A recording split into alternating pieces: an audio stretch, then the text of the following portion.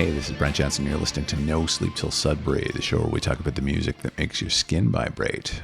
Brought to you by Pariah Pickups, handcrafting awesome guitar pickups all the way from Detroit City. Check them out at pariahpickups.com. I also wanted to give a shout out to Mr. Alex Heward of the Release Day music documentary series, now available in podcast form. I highly recommend the Release Day series. It's awesome. And you can have a look at Alex's work at releasedayseries.com. Check it out. All right, today's guest is not just one of Canada's most sought-after guitarists. He is the most sought-after guitarist in Canada, and he is everywhere.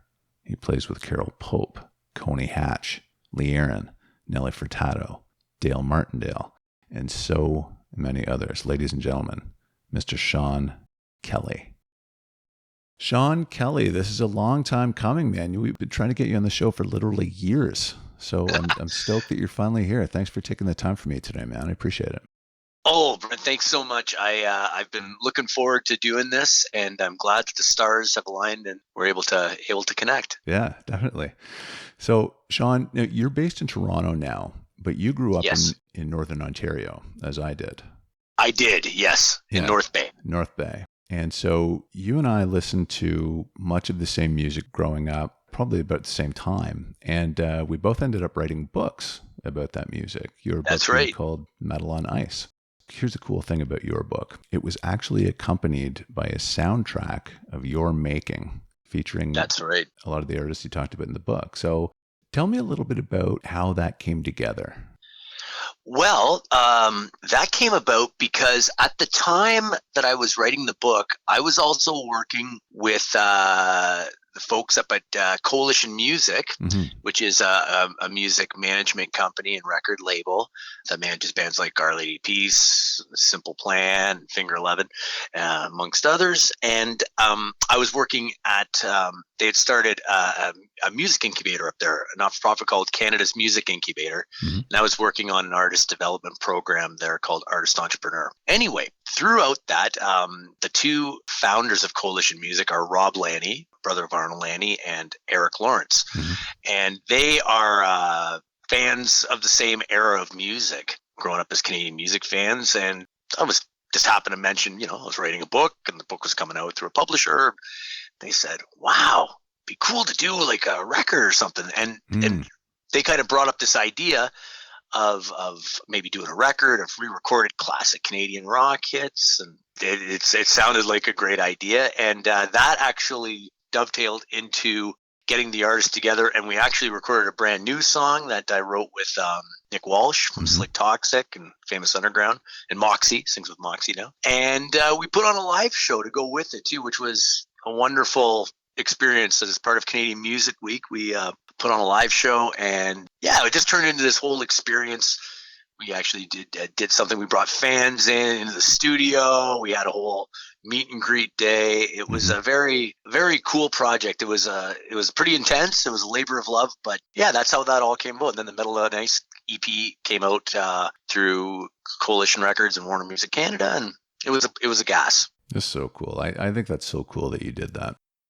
You know what? It was an honor for me and a dream come true in so many ways, and it led to some absolutely incredible relationships. And I mean, I get to play with Coney Hatch and Lee Aaron now, which is kind of amazing to me, right? Like, I mean, that's wild. So I was listening to Coney Hatch the other day, and I was thinking about our upcoming chat here, and I thought about how special what you do really is in that regard. Like, I listened to those old songs by Coney Hatch and Alice Cooper, Iron Maiden, and they elicit these special feelings because they're emblematic of my younger life. And listening to that music helps me stay close to those years in my mind. But you, Sean Kelly, you actually play those songs on guitar alongside those same artists. So like you lived your dream. You bridged the gap between artist and fan. Well, I have, and I'm very fortunate for that. And it's an interesting thing. And it was actually Dee Snider is the person who made me aware of something. I actually had an opportunity to work with Dee in Dee Snider's Rock and Roll Christmas Tale. He had a musical that he brought to Toronto with a production company here called Starvox. Right. I had an opportunity to audition for what I thought was a guitar playing role, but ended up being an acting, dancing, singing, and guitar playing role in this musical. But the cool thing was, as I met Dee, and I mean, Dee is he is the number one reason I play guitar, because he wrote We're Not Gonna Take It. It was the first melody I ever learned on guitar and the first song where really the hook got set. But having said that, I gave Dee a copy of Metal on Ice. I said, hey, man, check this out. We're talking about music. And he read it. He goes, hey, man, isn't it weird the way your life has worked out? It's almost like you subconsciously sought out these opportunities that affect you as a kid. It's true. And it was like, yeah, I guess I did. But it wasn't part of a conscious plan. It wasn't like when I was a kid, I was like, I'm going to play with these exact people. I wanted to do my own thing, and I did do that. But, I guess subconsciously I was seeking that out maybe. But really, it was just through serendipity and circumstance and a passion for that type of music that transcended. I think it did transcend nostalgia. It's like, okay, there's more to this. I'm actually writing my second book right now where I'm deep diving into what is the musical hook here? What is the musical essence that keeps me coming back to this era of music where I didn't listen to the music people my own age listened to with the same passion. I always stayed connected to this music and the music that came before it, the roots of it. So it's an interesting deep dive. But yeah, I am very fortunate, and it's never lost on me when I can stand beside Lee Aaron and I hear her vocals coming through the monitor, or Carl Dixon and Andy Curran and Dave Ketchum or all those people. Helix, Yeah. I got a chance to play with Harlequin once. Like, I mean, oh, nice.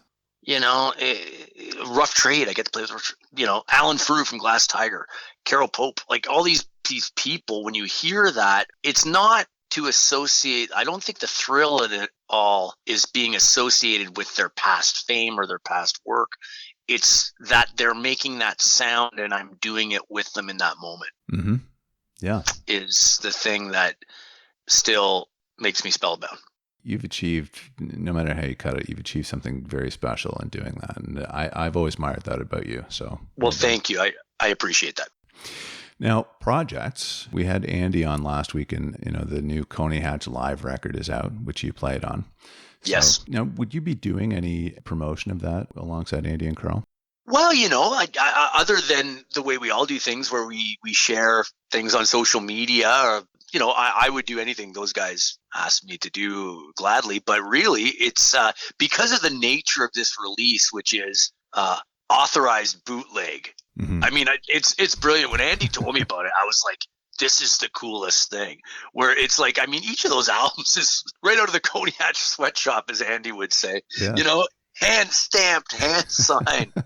Bootleg as bootleg can be. And like, it's so cool. Like, even right down to the Doug McClement recording it, Vic Florencia mixing it. Like, it's such a cool thing. So it's not really about, let's get out there and work the promo machine. I don't want to speak for those guys, but I think it's more about, hey, those who know where to get it, and they're getting it.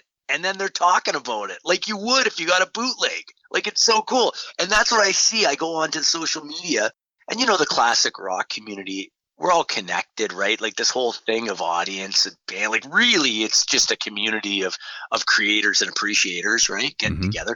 And I see that, and it's so fulfilling to see the reaction to it and the connection. Andy's got such a great aesthetic with this stuff. It's really neat that he kind of conceived of this idea. And anyway, so promo, yeah, we're just spreading the word of mouth, man. If there was a record store to go to on a Saturday afternoon, I'd go down there and talk about it. But we're on the record store social media, I guess. Now, to your point, it's great to see that it's still very much alive. Like, a lot of people are very excited. I don't think that's going away. I think that's great. I don't think it's going away, and I think it's going to come back stronger. And I think our appreciation of this has only fortified over the last year, right? So I'm excited for what's coming, for what it's going to bring to the sense of community. I think that it's going to be very celebratory, very emotional, and I'm so excited about it. And I'm so lucky that in the midst of COVID, I was able to record a live album at one of the most famous clubs in the world. Right. Like, my life, I'm a blessed man. And I'm holding on vinyl. I saw an interview with Dave Grohl the other day, and he had an El Macombo t-shirt on. Believe it or not. I mean, there you go. Isn't that cool? There's rock and roll's greatest ambassador right there. That's right. So Coney Live record, new Lee Aaron record for you. Yeah, and I have to tell you, I'm stoked about this new Lee Aaron record. We wrote that together as a band. Lee had this idea. Hey, you know what? What if we've done a couple of studio records. We had the Live in Germany CD and DVD come out. He said, what about for the next record? Why don't we get together for a weekend, garage band style? Everyone bring their best ideas. Let's throw it in the pot and see what we come up with. We'll write it as a band. Wow. And I was like, okay. And, you know, like, honestly, you figure, yeah, we'll get a couple of good ones out of there, and then we'll keep working on it. We walked out of there with 12 tunes. Oh, wow. Like she still takes them and refines them and rewrites certain lyrics, or, you know, makes the top line a Lee Aaron record, really, by making it hers. She has to work on that. But the ideas and the forms and the riffs and the vast majority of it came out of that session. And we were like, this is good. It's not just hacking away jamming. It's good stuff. Part of that is, I mean, everybody in that band is a songwriter and really a producer. But, you know, having said that, this is a Lee Aaron record. She produces these records. You know, she captains the ship for sure. But, you know, we all have those skills and that skill set, right? So we bring it in and we know how a song goes, and we're pretty honest with each other too. But we've kind of collectively over the years, because I've been playing with that band for 7 years now. Yeah, it's been a while. And Dave and John and Lee have been together playing as a unit for, I think it was like 8 years previous to that. So there's a sound that happens, and it's not about emulating Metal Queen or Body Rock. It's just this organic current thing that happens. So we know I think we're starting to know what the sound of the band is, just internally, if that makes sense. Yeah. So all that to say, the songs came together. We felt really strongly about them. We went to, and of course, we actually started recording the bed tracks for this album just as COVID happened. So I'm in Vancouver while this is going down. Oh. And we're just like, remember the week in March where things were changing by the hour? Oh, yeah, yeah. We're trying to cut bed tracks. You're looking at your phone, and I'm going, am I going to get home to my family? What's going on? Are they shutting down travel? Like, what's happening here, right? But we managed to get all of the bed tracks recorded in a few days at Afterlife Studios, which is actually the old Mushroom Studios, where, like, you know, all those classic records, the Heart records and stuff were made. We got that vibe. And then we came home. We all beefed up our home recording studios. We were able to finish the record. And then Mike Fraser, oh, cool, mixed the record. Oh, wow. And Lee and Dave and John were able to go in Vancouver and work with Mike. And all of that to say, July 23rd, Radio On by Lee Aaron comes out. It's the best record we've done. I think it's the best record of her career. Wow. And listen, I'm a big fan of Body Rock, but I think she's stepped up. She's singing better than ever, and I think she really showed why she's such a pioneer. She captained the ship to a wonderful place. Let's put it that way. I'm really proud of the record. I'm proud to be a part of it, and proud to be a part of that band. Good for you, man. I look forward to hearing that. That's great. Very cool. Man. So July 23rd, you say? Yeah. July 23rd. Radio On. Lee Aaron. All right, man. So listen, you have got a nice little list of songs here, and I like what you've done with your songs. You've taken the skin vibration thing very literally with this list, haven't you? Oh, absolutely. And you know, I actually went. If I thought about it too much, it'd be like salmon fever, right? Like I'd be like drowning in choice and completely paralyzed. So I just went for what came right off the top of my head. Perfect. That's exactly what you should do. If you put too much thought into it, it'll drive you crazy. Exactly. So your first tune off the top of your head was Kim Mitchell, Kids in Action. Yeah, man. This is, I think this is his first solo record in 82, right? That's right. So what is it about this that makes your skin vibrate? I think it's the greatest Canadian rock song ever written. Wow. I used to say this, and I really believe it. Kim Mitchell brought art music to Northern Ontario. Mm-hmm. He brought it to the arenas of Northern Ontario and the radio stations. He was doing that in Max too, right? With Max Webster. Yeah, definitely. There's something about that band where they were able to bring these really advanced musical concepts and advanced lyrical concepts, but make it work in a bar, like make it work in a Colson or Wilder's in North Bay or whatever the comparison would be wherever. They were able to connect with that rock and roll bar audience, with those kids. Like, we would go to the arena, and I didn't realize it at the time. You know, Akimbo logo comes out, and I go to the North Bay Memorial Gardens. I go to watch a concert. I don't realize what I'm actually getting is this Frank Zappa-esque, John Coltrane type guitar lines, advanced harmony, polyrhythm, all this beautiful music, because it's wrapped up in this rock and roll package that still kicks you in the ass. So I'm still getting all the adrenal benefit of rock and roll, but with this advanced vocabulary. Yeah. And to me, what Kids in Action does is it takes the power. There's still the power riff. There's still the big anthemic chorus. But, man, it starts off with this modal guitar thing and these rumbling drums, then kind of settles into this lurching type of groove. And then all of a sudden you start getting these lyrics. And listen, Pye Dubois is one guy I never want to meet. I'm going to tell you why. Why? Pye Dubois is one of my favorite lyricists of all time. Mm-hmm. I never want to know what he's actually meaning, because to me it's so beautifully abstract. But I feel the way I connect with it, I would be crushed if I was wrong. And I might be wrong. That's a good point. I might be wrong. But man, this song to me, like the sense of community and the way he describes community and belonging and camaraderie, that thing that happens in rock and roll. You know, I even think back to like Rockland, Mm-hmm. Wonderland, Close Companions in the Concert Bowl. We live this. We open our hearts. We live the song. I'm going, holy shit! Like that's what it is to me. Yes. That's why I do this, for sure. And Kids in Action amplifies that idea to me. You know. Yeah. Like that idea of doesn't matter how you feel or how high you feel you have to get by on. Like all that wordplay where you're tripping over the words, but it's leading you to this thing about kids. If it's a sin and good time living, then I guess we're gonna be the best bonfire in hell.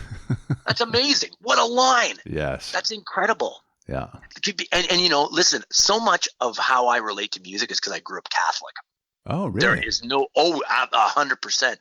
So this idea, like, we want modern thrills, we want rock and roll that kills, like it's a threat, right? Like, this is a threat to my soul. So I'm putting my soul on line because there's something that's pulling me towards this. Something's being pulled out of me by this music that feels like a religious experience, right? The communal thing. Wow. Who are we going to get high over if we can't get high together?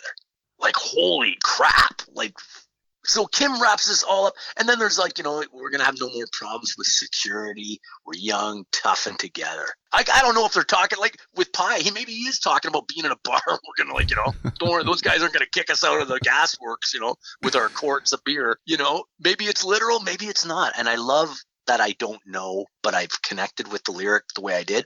And then all that with this big anthemic chorus, and the guitar playing is so transcendent. He does this thing where he's playing in the solo and he hits this kind of whole tone scale line in the middle of it, mm-hmm. where the whole key area shifts for a second. And it's that feeling where you're on the top of a roller coaster and you're about to go down. And you're just lost in it. And then it resolves. There's this barrage of picking, which is so beautifully articulated. It's the same thing when I get when I listen to the Cult of Personality solo by Vernon Reid, yes. where it's just this beautiful barrage of notes that aren't following like any kind of traditional lick thing. It's just this intensity that ultimately resolves to that beautiful chorus and the anthem. And I don't know if you know this about this song, but it was a contender to be on David Lee Roth's Eat 'Em and Smile. Yeah. When Kim was on the show, he talked about that. Billy Sheehan called him from the studio. That's stunning, because when I think about that, there is only one other walking art installation that could have pulled it off, and it's David Lee Roth. Yeah. You know what I'm saying? True. Like, that guy is abstract art, like just the way he is. Like he's the only guy I think who could have really pulled off, because there's nothing American about this song. And here's America's, at the time, #1 frontman putting this record out. We played with Mr. Big a few years ago in Sweden with Lee Aaron. And of course, I beeline for Billy Sheehan. Poor guy's probably trying to have a beer, right?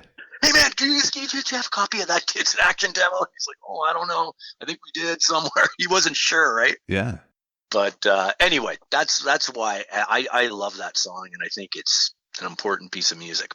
I love the enthusiasm you describe it. Well, it's genuine, man. And I've seen Kim. I've had the opportunity. Coney, we played with him a few years ago, and I was watching him on stage. You know, that's the real deal. Like, I've seen him. Eddie Van Halen's my favorite guitar player. There's only one guy I've seen get over on Eddie. It was Kim Mitchell at Barrie in Molson Park in '93. Really? And Steve Stevens on that bill too, and it was fair effort, Steve. But wow, man, when Steve Stevens number 3 on the bill, you know you've seen some great guitar playing, and Kim took it all. Yeah, he's the man. I've always loved that about Kim, is that he's not just a kind of a blues box player, right? He plays some very intricate lines. He's just underestimated as a guitar player. He is, and you know what's funny? I don't know this, but I don't feel like he's like, even though these are some of the vocabulary you'd associate with jazz, I don't think he's coming at it from jazz. I get the feeling he's coming at it from rock. I would love to ask him. I've never had a chance to sit down and pick his brain, but I'd love to, because, you know, it feels like rock and roll to me, but he must be listening to Holdsworth and stuff like that. Like, he must, you know, or Jean-Luc Ponty or something. Mm-hmm. Like, I mean, I don't know, where do you get that vocabulary? And I never try and figure out any of his stuff, because number one, I couldn't, and number two, I don't want to know. I don't want to look behind the curtain. Like, I just revel in the beauty of what he does so much. Why do I need to try and do a version of it? Urge Overkill is next. Yeah. Sister Havana. The reason I picked that one is because I think of the time and place. When did it come out? Like 93? Yeah. Or 94? Or 93. Okay. 93. So you know what's happened in 93. Everything I thought was cool wasn't cool. I'm not cool. I have to wear this fucking polyester shirt now to get a gig. Yeah. I'm lost, and I'm in my 20s, right? Like, I mean, I was like, oh man, and that wasn't a bad thing. I'm making it seem like a dramatic thing, but it was good, because it kind of forced me to think differently. And there was a lot of great music that came in the 90s, right? Like, clearly there was good music that was happening. But when I heard Urge Overkill, it felt like, oh man, it feels like Kiss, or feels anthemic, right? Yeah. Everything about that song is so perfect. It's so dry. But the dynamics, there's this terraced dynamic thing that happens with that song, where it's continuously building. There's not one part that's out of place.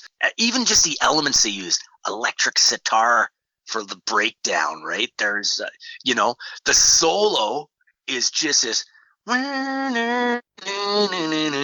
simple melody, but with he's barely making the bends. Like, this is no virtuoso here, right? Whoever's playing that, look at, you know, he's giving it everything he got. That was probably take 50 or something, man. But he got in there, and he got it with the phaser on it. But the band's collective feel is raw. It feels a little punk.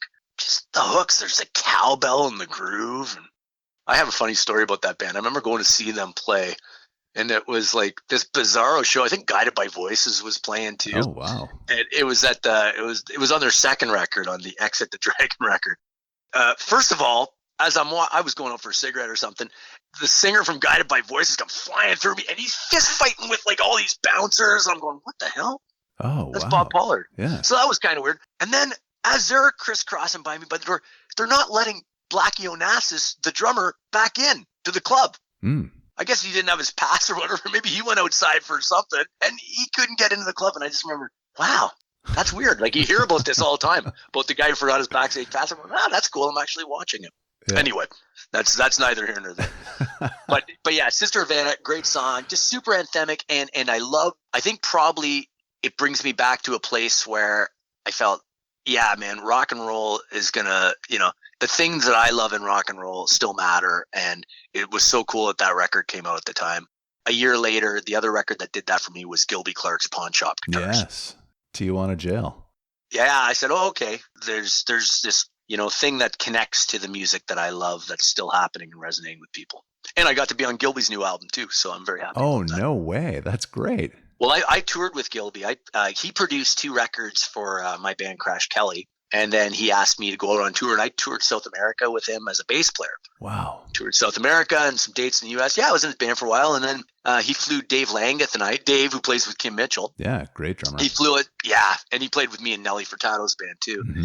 And he flew us out to L.A., and we actually did some tracks, and some of that made it onto his new record that just came out 2 weeks ago. So that was kind of nice. Wow. Yeah, that was a great record. I still listen to that, Tijuana Jail. I love that tune.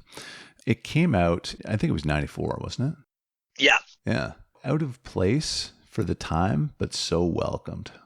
Yeah, it was just like, oh yeah, that's, and for me, it crystallized what I loved about 70s rock and 80s rock together, because I really, somewhere in between those two, the two things that people associate with 70s classic rock and 80s hard rock is where I live comfortably musically, and Gilby's just that guy. He's right there. He leans more to the 70s, but you talk to him, when I kind of put him in a category with bands like LA Guns or kind of Tracy Guns and Faster Pussycat. They're just rock and roll bands. Like, he doesn't, when he's talking about it, he's not like, oh yeah, geez, that hair metal stuff. It's like, rock and roll. That's a rock and roll band. The Stones are a rock and roll band. Guns N' Roses was rock and roll. Cheap Trick's rock and roll. Exactly. Yeah. What's that record called? What's Gilby's record called? The new one? Yeah.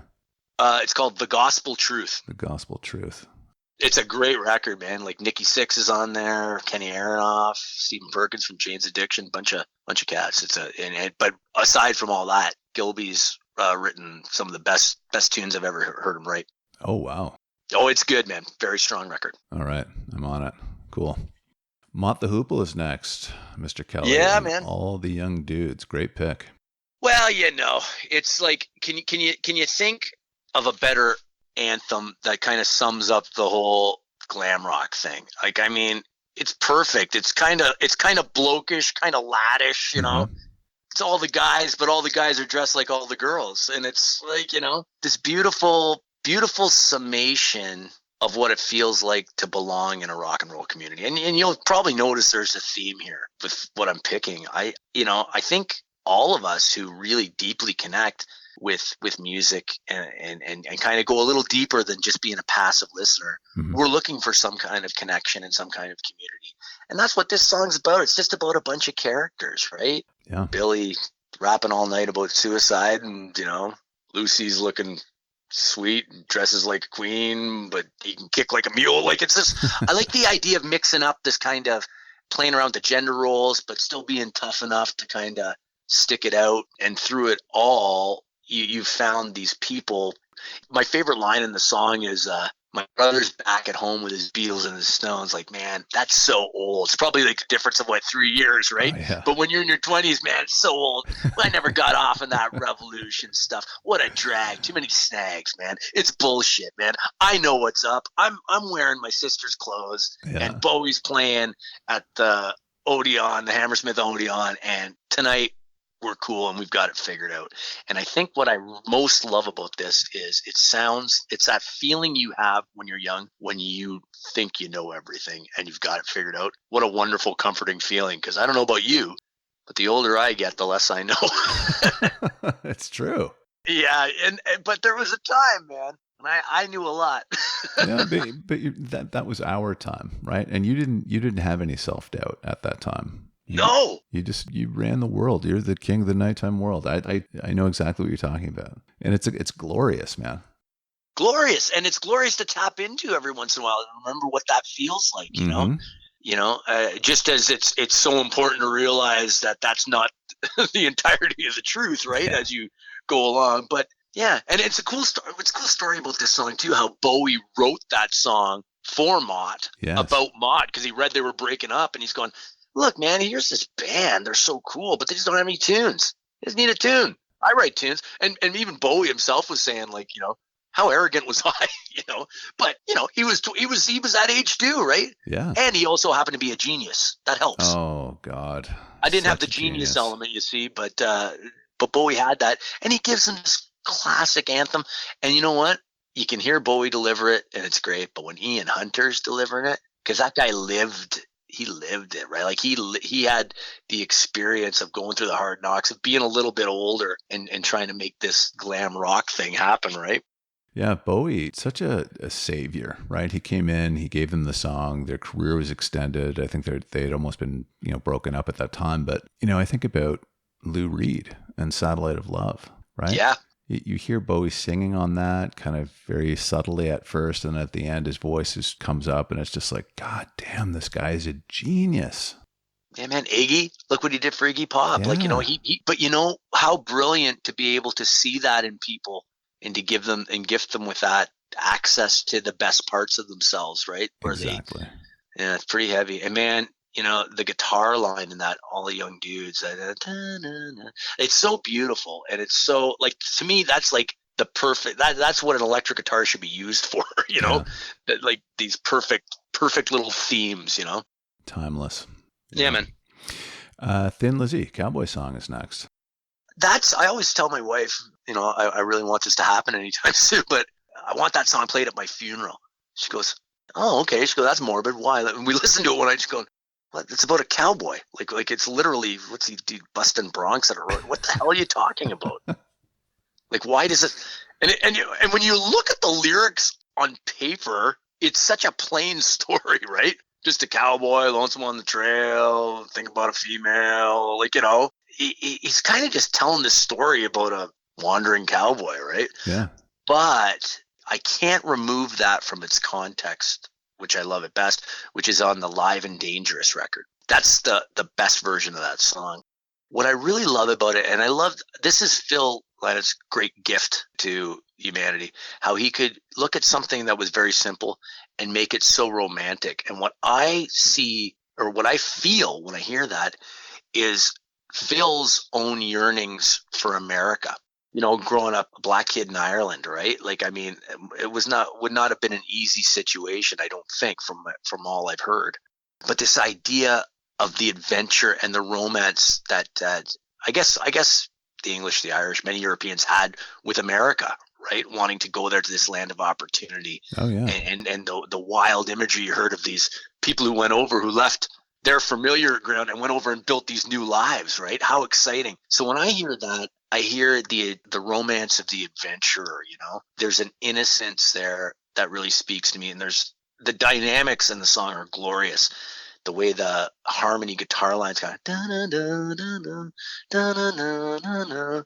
This thing just kind of builds with a dun dun dun dun dun dun dun and explodes. You get the payoff right as soon as the band kicks in. They're not holding back. It's not going any bigger than that. You're in it. You're riding the Bronco. You're riding it. And you're right there. And man, guitar solos, perfect. Every note's perfect. Melody, little bit of flash in that great 70s way. Very pure organic guitar tones. Phil singing just behind the beat. Everything about that band is class. I call it class rock. It's not even classic rock. It's just class.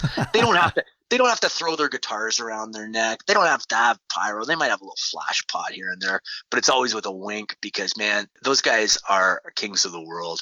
It's like watching ZZ Top when they sashay to the front of the stage slowly together. Yeah. That's what Phil did. He was just it was all this slow, easy, tiger-like movements, right? Like panther-like movements, And that's what that song has to me. It has all the confidence and swagger of youth. And yeah, absolutely adore that song. Yeah. What a great record. Jailbreak. Incredible. And the record, once again, think about, man, thank God there was a time when, you got to make like 7 records before you figured out what you were. Yeah. Because the records before, there's some definitely good moments on them. Some really good moments on them. But man, when they found the thing, it's this. Oh, right. I sing like this. We write these anthems. You play the guitar, those harmony guitars. It's a real thing. And Brian Downey just swinging so hard on the drums. Yeah. What an incredible record. Funny you say that about having so many opportunities. I heard somewhere that this was their last opportunity. Their record label said, okay, so your last 2 records did not do well. So get it together on this one. And they brought in a new producer. I can't remember his name. But was it John Alcock who produced that? Yes, the guy did the Who records? Yeah. That's it. So super rigid, super tight. And apparently Gorham and Robertson did not like how that, the rigidity of it. They didn't like their guitar tones and ultimately weren't happy with the record, which is kind of funny. Well, I think that they were, it's funny, like, because all their records, the guitars were pretty small sounding, right? Mm-hmm. And even on that record, it's not as big as we think it is. It took Live and Dangerous to really contextualize those songs for me. Yes. Like, when I listen to it, it's like, it's definitely an improvement, but I can see why. When you hear what they were doing on Live and Dangerous, back then it was still kind of weird, I think, to crank the Marshalls full tilt and get those sounds. Like an engineer going, "You sure you really want that?" I don't think they really want that. Yeah. I think people were still wearing lab coats in the studio back then. Well, the meters are saying that's too hot, and I don't know if we want that. Are you sure you probably don't want that? Okay, I'll put a compressor on that or whatever. I don't know. So, but you know what? There's so many stories, and even in my own experience, I know where I've been like, I hate this tone. It's not what I want. It's very hard sometimes to take yourself outside the picture because you're just seeing your role in it or your preconception of it. But I think I'm sure at the end of the day, Scott Gorham's come around and say, yeah, you know what? Pretty good record. Yeah, definitely. Last tune, Daniel Lanois and The Maker. Yeah, man, it's a very heavy song for me, and it's always connected with me. Once again, I think it's that the growing up Catholic thing. Imagery is such an important part, and I mean, I grew up like big C Catholic, right? Irish Catholic. Like we were going to church every Sunday. I was in the church choir. Wow. We were active. I was active members of that community, and unlike a lot of people, I have a lot of positive experiences from that. As much as I can kind of sit back and I take a look and I recognize some of the atrocities that church committed and a lot of the grievous wrongs they're responsible for, that the church is responsible for as an institution. I had a lot of good experiences. And one of the good experiences was, I had, for example, like my parents were actively involved in helping other people. So I saw my mother put her money where her mouth was and go and help the poor and help the mentally challenged. And like, on a weekly basis, this was part of life, right? Also with that came this idea that you can be forgiven. And that's often abused, right? A lot of people see that and see this concept of being able to be forgiven as, what, you can do whatever you want and then just say sorry and that's it. It's like a cop out, right? But real redemption, it's a pretty heavy concept. And this song really connected with me because it speaks to the humanity involved in it. It's not about a quick fix for saving your ass so you don't go burn in the fires of hell or whatever, right? Yeah. It's not actually about that. It's about the reconciliation of your own humanity with your yearning to be in a better place. And so when I hear those lyrics, there's a couple that really stand out for me. I stand with arms wide open and I've run a twisted line. I'm a stranger in the eyes of a maker. You don't need to believe in an afterlife. You're a stranger in the eyes of what you want to be, and that run a twisted line. How many of us in our lives have wondered where we got off course when we've gotten off course, right? Like I don't care who you are. It's happened at some point. It has, right? I actually, before I lived in North Bay, I lived in a little town called Temiskaming, Quebec. I was born in North Bay, then my family. Yeah, my dad worked at a mill up there, big pulp and paper mill, and we still have a family cottage in Quebec. French Catholic imagery is big with me. So when he talks about, there's a line, I could not see for the fog in my eyes, couldn't feel for the fear of my life. From across the great divide in the distance, I saw like Jean-Baptiste walking to me with the Maker. That just makes me choke up almost. Wow. The thought of it, because that imagery of John the Baptist, Jean-Baptiste, that's a famous Quebec celebration holiday. It's so evocative of all those memories of childhood for me. Yeah. And, the whole thing, it's funny. I lost my dad earlier this year. And I often think about this song because my dad was a pro hockey player. He was a man. He played in the Eastern League down in the States. And, my uncles played in the American League. I have uncles in the NHL. Came from a hockey family, even though I inherited none of those abilities, unfortunately. I gave it a try, but no. But he was a guy who at a young age, he left home at 16 to go play junior hockey in the 50s, went down to the States. The movie Slapshot, that's based off my dad's team, the Johnstown Jets. Oh, wow. My dad played down there with his brothers. Like That's he might great. be an original Hanson. And I even named my band Crash Kelly after my uncle Orv. That was his nickname. Oh, see, Yeah, man. I didn't know that. Yeah. Nice. So he'd lived his life. He was a man of great faith, but in an unspoken way, he probably understood some of the things I've experienced as a touring musician too. Yeah. Without going into great detail. Yeah. Realities can get shifted. Priorities can get shifted. As you get older, you kind of see what's important in life, right? And your values change. And if you did things that kind of were dissonant with the way you wanted to live your life, you look for an answer. Right? And that's what I love about this song. I feel that it kind of lets you get into this space where you can be reflective about that kind of thing and find a better way, and without getting too hokey about it. Oh, that's tremendous perspective. Yeah, and some of the lines, like, my body's bent and broken. You can't work the fields of Abraham and turn your head away. You can't be in this world and turn your head away from the inevitability that you have to face these things. Yeah. Crazy, man. Beautiful, beautiful stuff. And not to mention just the groove, the music. Actually, I think it came from a Neville Brothers session that he was producing, and they had this loop of that bass line, boo-doo, boo-doo, boo-doo. And actually, in the song, Aaron Neville sings one line. Oh, wow. And I wondered if it was from, I don't know this, maybe it was from that session. Like, he had loops. So I think he assembled it out of tape loops and then built the track on this kind of loop of a drum and bass. Wow. Yeah. Very cool. Yeah, man. Wow. Jeez. What a great conversation. The enthusiasm and the insight and the perspective, Sean. Thank you. This has been fantastic, man. Oh, well, thanks. Hey, you know what? I really appreciate it because, you don't often get a chance to talk about things like this. And I just love your premise for the show.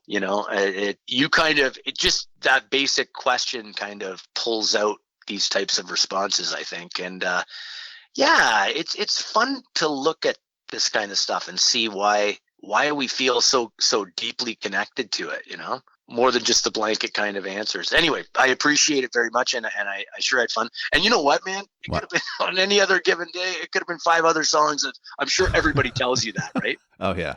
Well, they tell me, why only 5? Can I do 10 or can I do 15? Yeah, well, you got to get the other guy in, right? Exactly. That's it. Yeah, well, we could go on for 3 hours, easily. Oh, absolutely. Yeah, because it just goes this way, that way, and every other way. So, yeah, absolutely. But yeah, thank you, man, for your time. I really appreciate it. I know your time's tight. I love hearing your perspective on these tunes. I love your enthusiasm. And like I said, I've always admired what you do. I think it's fantastic that you've been able to bridge that gap between artist and fan, and you're living your dream, man. I tip my hat to you. Well, thank you, Brent. I really appreciate it, man. And likewise. I mean, I hope that there's another book coming from you. There will be eventually. Yeah. Yeah. Yeah. Eventually. Yeah. Time, right? Exactly. That's it. Got to find a little more of that stuff. Yeah. Well, thanks, brother. I'll see you maybe on the road this summer. Let's hope. Yeah. Let's hope, man. Well, I'll be looking for you.